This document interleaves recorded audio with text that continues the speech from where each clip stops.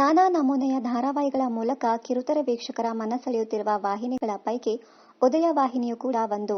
ಹೀಗಿರುವಾಗ ಉದಯ ವಾಹಿನಿಯಲ್ಲಿ ಇದೀಗ ಹೊಸ ಧಾರಾವಾಹಿಯೊಂದು ಶುರುವಾಗಲಿದೆ. ಸ್ತ್ರೀ ಪ್ರಧಾನ ಕಥೆಯೊಂದು ಕಿರುತೆರೆ ವೀಕ್ಷಕರನ್ನ ರಂಜಿಸಲು ಬರುತ್ತಿದೆ. ಅದುವೇ ಮೈನಾ.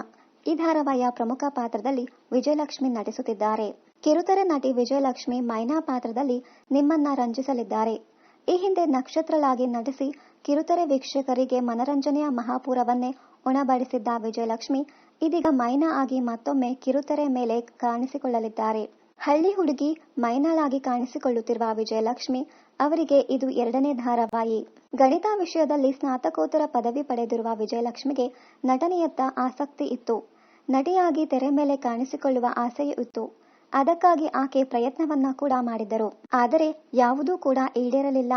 ಕೊನೆಗೆ ಒಂದು ಧಾರಾವಾಹಿಯ ಆಡಿಷನ್ನಲ್ಲಿ ಕಪ್ಪಗಿದ್ದರೂ ಲಕ್ಷಣವಾಗಿರುವ ಹುಡುಗಿ ಬೇಕು ಎಂಬ ಪ್ರಕಟಣೆ ಕಂಡಿತ್ತು. ಏನಾದರೂ ಆಗಲಿ ಎಂದು ಆಡಿಷನ್ಗೆ ಹೋದೆ. ಆಕೆ ಆಯ್ಕೆಯೂ ಆದರು.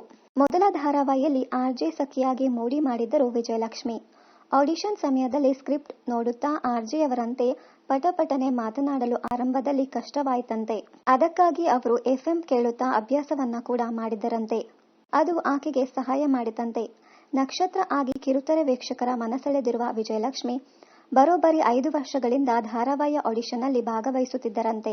5 ವರ್ಷಗಳಿಂದ ಸತತ ಆಡಿಷನ್ಗಳಲ್ಲಿ ಭಾಗವಹಿಸುತ್ತಿದ್ದ ವಿಜಯಲಕ್ಷ್ಮಿಗೆ ಆಯ್ಕೆಯಾಗದಿದ್ದಾಗ ಬೇಸರವಾಗುತ್ತಿತ್ತಂತೆ.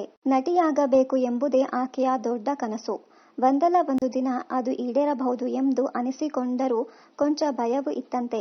ಅವಕಾಶಗಳು ಸಿಗದಿದ್ದಾಗ ಅಧ್ಯಾಪಕ ವೃತ್ತಿಗೂ ಪ್ರಯತ್ನ ಮಾಡುತ್ತಿದ್ದರಂತೆ. ಆದರೆ ಅಧ್ಯಾಪಕಿಯಾಗಲು ಆಕೆಗೆ ಕೊಂಚವೂ ಇಷ್ಟವಿರಲಿಲ್ಲವಂತೆ. ಆ ಸಮಯದಲ್ಲಿ ಲಕ್ಷಣ ಧಾರಾವಾಹಿಯಲ್ಲಿ ನಟಿಸುವ ಅವಕಾಶ ದೊರಕಿತ್ತಂತೆ.